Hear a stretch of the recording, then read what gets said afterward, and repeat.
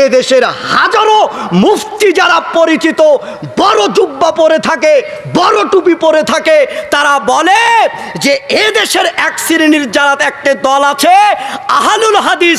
শুধু তাই নয়, এই আহলুল হাদিস নাম দিয়ে এইটা বাদ দিয়ে তারা বলে আহলে খবিস, তারা বলে লামাযহাবী। এরা বুকের উপরে হাত বাঁধে, এটা রাসূলের সুন্নাত নয়। এ দেশের আহলুল হাদিস এরা খবিস, এরা যে রফয়দাইন করে এটা রাসূলের সুন্নাত নয়। এই দেশের মাটিতে যারা আহলুল হাদিস, যারা লামাযহাবী, এরা যে সালাত শুরু করাকালীন পায়ের সাথে পা লাগায় এটা রাসূলের সুন্নাত নয়, তারা এইভাবে বলে। অথচ স্পষ্ট হাদিস, স্পষ্ট অসংখ্য দলিল আমি আপনাদের মাঝে পেশ করতে পারবো যে রাসূল সাল্লাল্লাহু আলাইহি সাল্লামের সুন্নাত কোনটা, কোনটা স্পষ্ট প্রমাণ আমি করতে পারবো যে রাসূল সাল্লাল্লাহু আলাইহি সাল্লাম রফয়দান করেছেন কিনা, রাসূল সাল্লাল্লাহু আলাইহি সাল্লাম তিনি বুকের উপরে হাত বেঁধেছেন কিনা, তিনি পায়ের সাথে পা লাগাইছেন কিনা, এই সম্পর্কে অগণিত হাদিস আপনাদের সামনে পেশ করতে পারবো। তবে আমি বলি, এ দেশের মুফতি, এ দেশের মাওলানা, এ দেশের বড় আলেম এরা অন্ধ, এদের চোখ থাকাকালীন এরা অন্ধ। বুখারীর হাদিস তারা এখনো দেখেনি, তারা নাকি প্রায় 40 বছর ধরে নাকি বুখারী পড়ায়, তারা নাকি প্রায় 30 বছর ধরে বুখারী পড়ায়, অথচ বুখারীতে হাদিস উল্লেখ, তারা এই হাদিস দেখে না, তারা চোখ থাকার পরেও তারা অন্ধ। দেখুন আপনারা দলিল দেখুন, যারা মাদ্রাসার স্টুডেন্ট আছেন, আমার পিছনে শিক্ষকরা আছেন, দীর্ঘ কয়েক বছর ধরে তারা বুখারী পড়ান।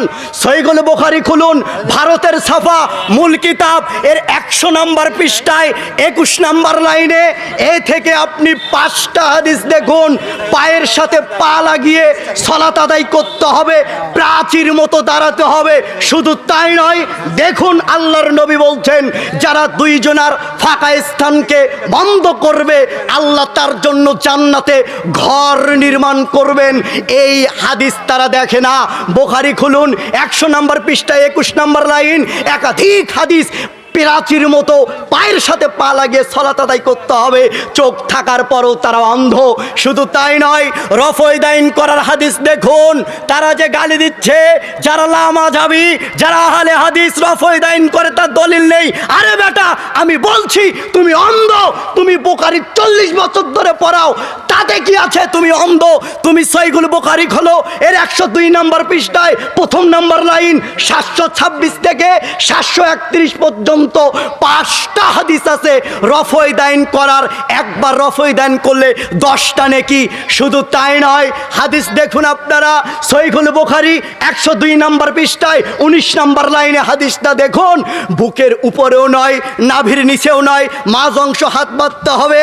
কিন্তু এ দেশের হুজুর মুফতি নাকি 10 বছর 40 বছর ধরে বুখারী পড়ায়, এই হাদিস নাকি তারা নাকি পায় না।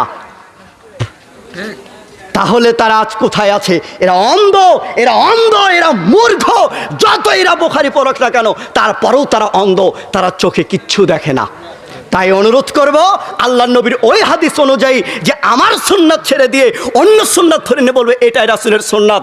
আরে বেটা, তুমি নাভির নিচে হাত বাঁধছো, এটা রাসূলের সুন্নাত নয়। তুমি রফয়দাইন করো না, এটা রাসূলের সুন্নাত নয়। তুমি পায়ের সাথে পা লাগিয়ে তুমি সালাতে দাঁড়াও না, এটা রাসূলের সুন্নাত নয়। এটা তুমি সুন্নাত ধরে নিয়ে তুমি আমল করতেছো, এর মাধ্যমে রাসূল সাল্লাল্লাহু আলাইহি সাল্লামকে তুমি অপমান করছো। তাই আল্লাহ সুবহানাহু ওয়া তাআলা আমাদেরকে সকলকে সুন্নাতের উপরে টিকে থাকার, আমল করার তৌফিক দান করুন। সকলে বলি আল্লাহুম্মা আমিন।